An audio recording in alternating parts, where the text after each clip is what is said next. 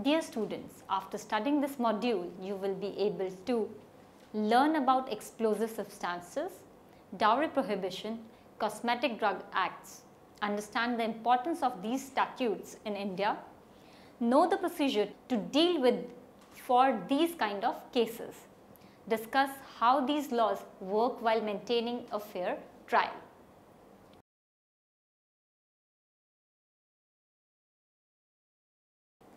First, Explosive Substances Act of India.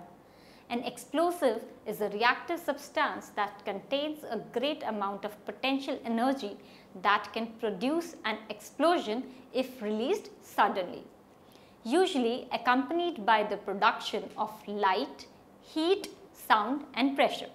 The potential energy stored in an explosive material may be chemical energy such as nitroglycerin, pressurized gas such as gas cylinder or aerosol can, nuclear energy such as uranium-235 and plutonium-239. There are many types of explosives which are toxic to some extent. Manufacturing inputs can also be organic compounds or hazardous materials that require special handling due to risks. The decomposition products, residual solids or gases of some explosives can be toxic, whereas others are harmless, such as carbon dioxide and water. Examples of harmful byproducts are heavy metals such as lead, mercury and barium for primers observed in high volume firing ranges, nitric oxides from TNT, perchlorates when used in large quantities. The Explosive Substances Act. In this act, the expression explosive substance shall be deemed to include any materials for making any explosive substance, also any apparatus, machine, implement or material used or intended to be used or adapted for causing or aiding in causing any explosion in or with any explosive substance, also any part of any such apparatus, machine or implement. Any person who unlawfully and maliciously causes by any explosive substance an explosion of a nature likely to endanger life or to cause serious injury to property shall, whether any injury to person or property has been actually caused or not, be punished with transportation for life or any shorter terms, to which fine may be added. Under this act, the special category explosive substance includes RDX, that is research development explosive, PETN, pentyretheritol, tetranitrate, HMX, high melting explosive, TNT, tinitrotoluene, low temperature plastic explosive, LTPE, composition exploding CE, 2,4,6-phenyl-methyl-nitramine or tetryl, octyl, mixture of high melting explosive and tinitrotoluene, plastic explosive Kirki, PEK1 and RDX or TNT compounds and other similar types of explosives and a combination thereof, and remote control devices causing explosion and any other substance and a combination thereof with the central government may by notification in the official gazette specify for the purpose of this act.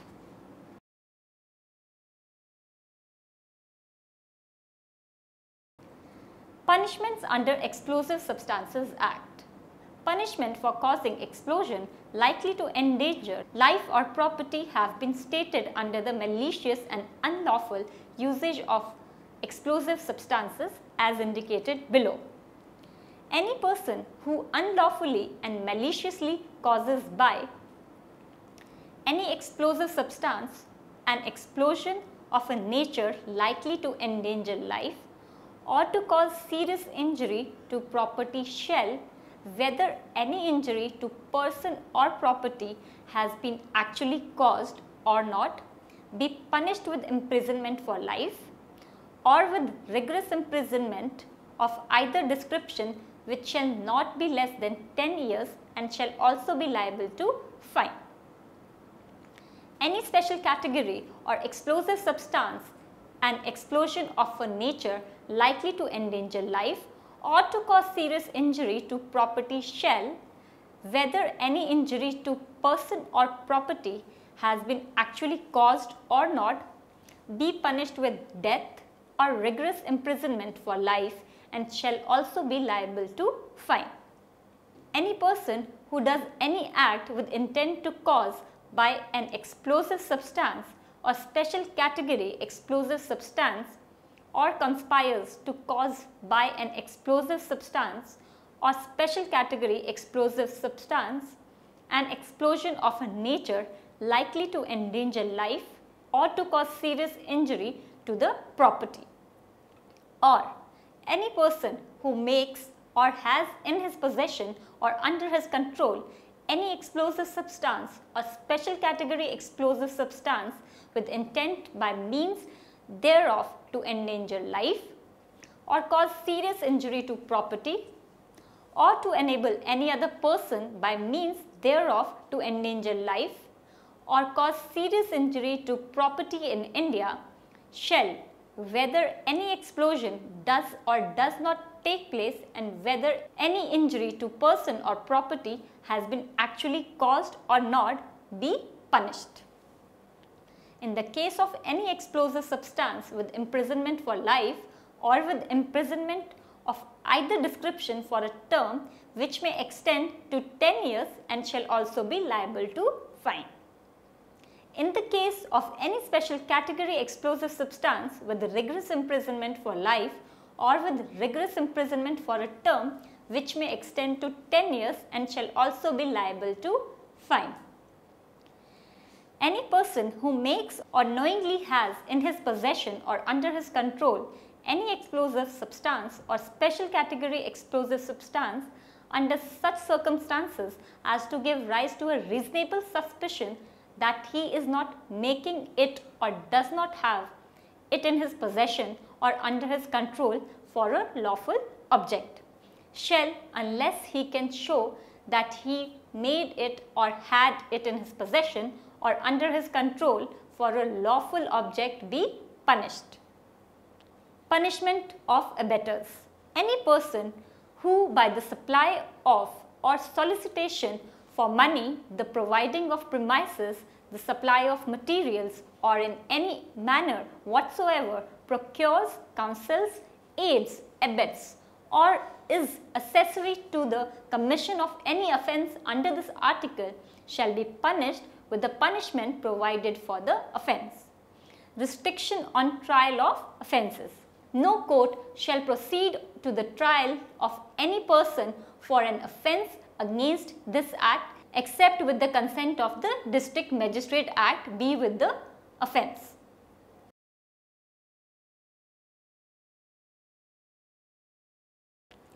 Next is Drugs and Cosmetic Act of India.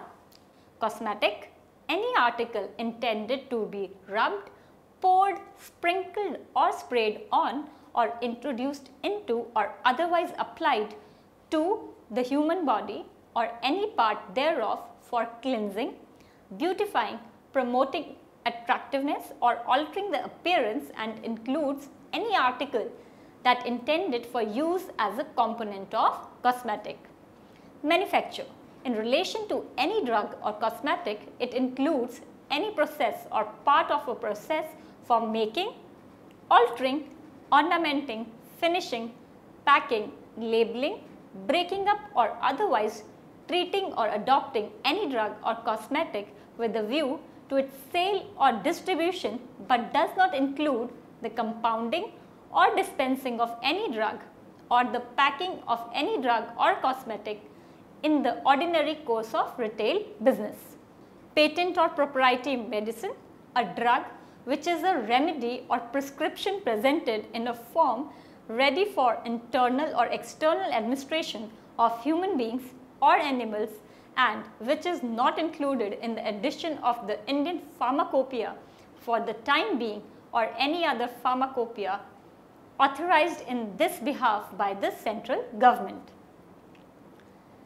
Drugs Technical Advisory Board or DTAB, ex officio, Director General of Health Services, Chairman, Drugs Controller India, Director of the Central Drugs Laboratory, Calcutta, Director of the Central Research Institute, Kasauli, Director of Indian Veterinary Research Institute, Izzatnagar, President of Medical Council of India, President of the Pharmacy Council of India, Director of Central Drug Research Institute, Lucknow. I repeat, all these together make the advisory board for the drugs.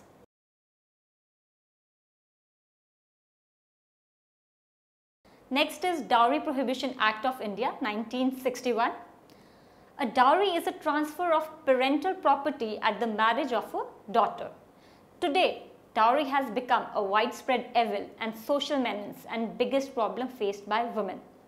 Marriage is becoming a big source of exploitation and of getting rich overnight in some communities. The spread of education has not helped in curbing the social evil of dowry. The more educated is the young man, higher are the demands for the dowry. The dowry system is one of the primary cause of female infanticide and feticide in India. Domestic violence is another consequence of this evil. Indian Parliament enacted the Dowry Prohibition Act in 1961 to minimize the evil effects of dowry. The object of Act is to prohibit the giving and taking of dowry. According to Section 2, Dowry Prohibition Act of 1961, dowry means any property or valuable security given or agreed to be given either directly or indirectly, A, by one party to a marriage to the other party to the marriage, or B, by the parents of either party to a marriage or by any other person at or before or any time after the marriage in connection with the marriage of said parties, but does not include dower or meher in the case of persons to whom the Muslim personal law Shariat applies. Taking or giving of dowry or abetting to give dowry or abetting to take dowry continue to be offences. Demanding of dowry by any person directly or indirectly from parents or guardian of bride or bridegroom is also a dowry offence under Dowry Prohibition Act 1961. A maximum and minimum punishments has been laid down. It is a unique law which considers the person who commits the act as well as the person against whom the act committed as offenders.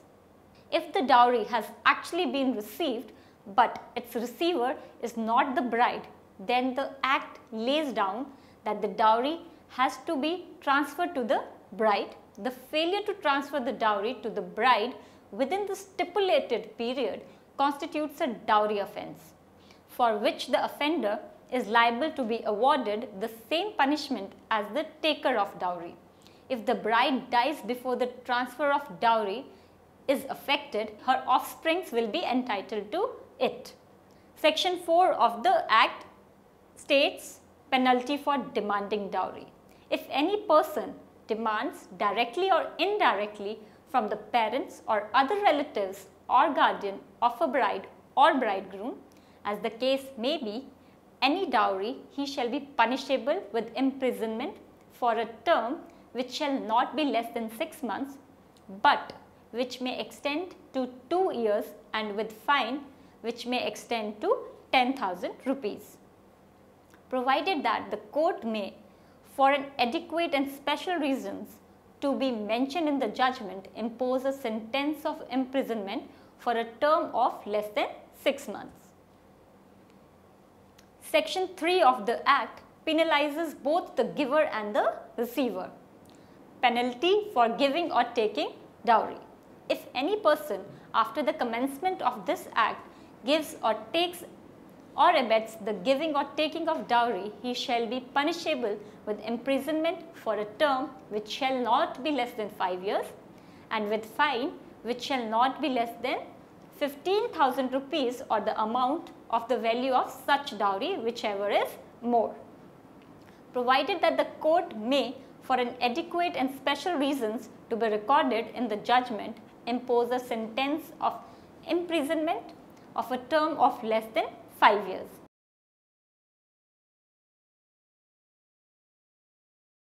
Next is Protection of Women from Domestic Violence Act 2005, an act to provide for more effective protection of the rights of women guaranteed under the Constitution who are victims of violence of any kind occurring within the family and for matters connected therewith or incidental thereto. Under Section 3 of Protection of Women from Domestic Violence Act 2005, definition of domestic violence in subsection B, harassment or any injuries for dowry shall constitute domestic violence. More than 5,000 women are killed annually by their husbands and in-laws who burn them in accidental kitchen fires if their ongoing demands for dowry before and after marriage are not met. Many cases go unreported. Despite protests by women's organizations, serious activism, legal amendments, special police cells for women, media support and heightened awareness of dowry being a crime, the practice continues unabated on a massive scale. Despite every stigma, dowry continues to be the signature of marriage. Dowry is a complicated phenomena in the Indian society and it cannot be eradicated by simple legislative measures. It is an accepted fact dowry is not an easy problem to be eliminated. However, such a social menace can be combated with effective strategic measures that would protect the dowry of the Indian bride and would allow such dowry to be treated as her exclusive property.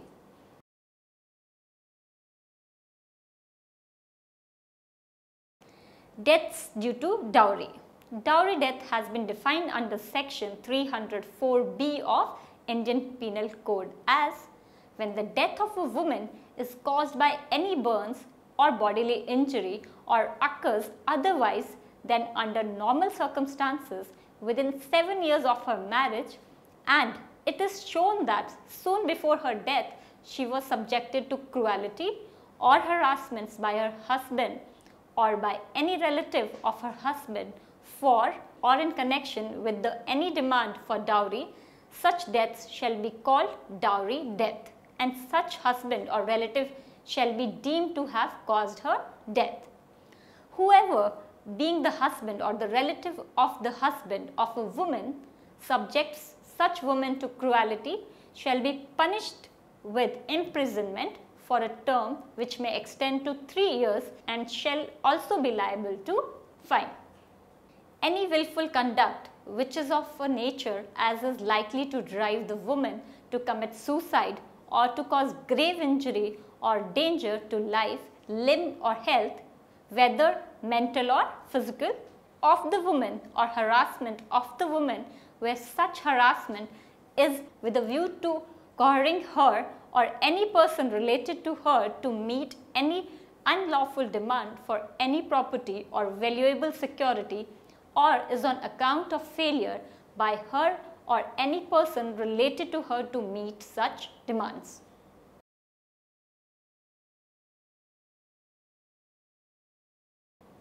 Now we will deal with a case study.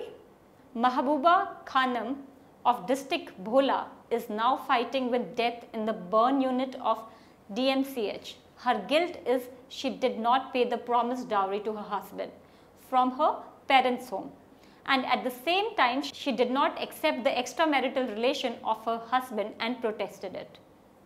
For these two faults her husband set fire on her body in daylight. This caused severe burn in Mahbuba's upper portion of body and her 2 hands, nose and neck. Mahbuba is the daughter of Aminul Islam of Vola Upzila.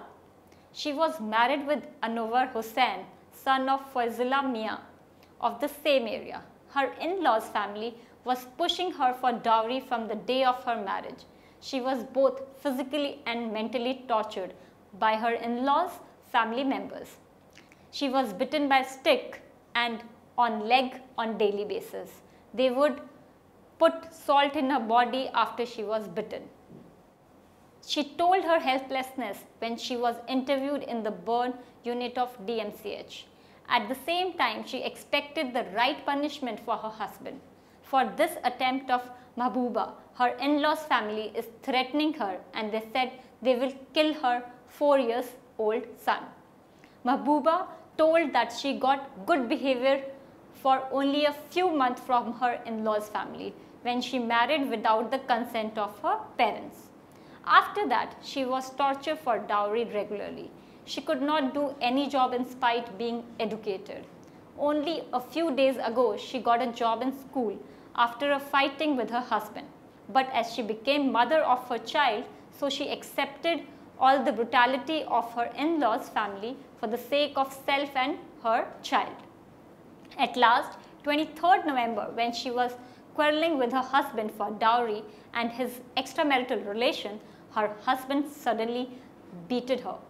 At the next morning, her husband again started quarrel with her in front of Sahmid Enterprise, which is actually a shop of petrol and mobile phone near the North Bus Stand on her way to school. Mahbuba said this shop is too made by her money.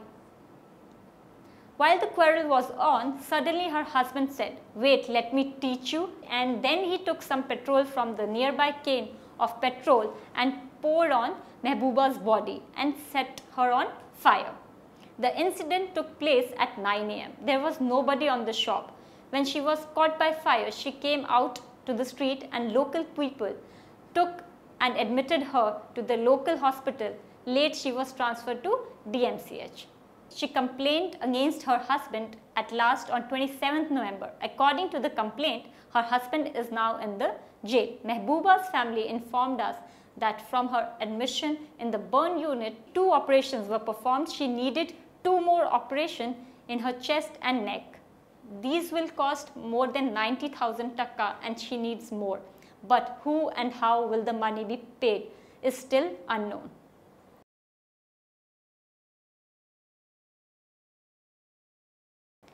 Now we will conclude with the summary. After reading this module, you shall be able to understand and learn about various important acts of India which help in a lot of ways. Example, Dowry Protection Act helps women avoid dowry deaths, etc.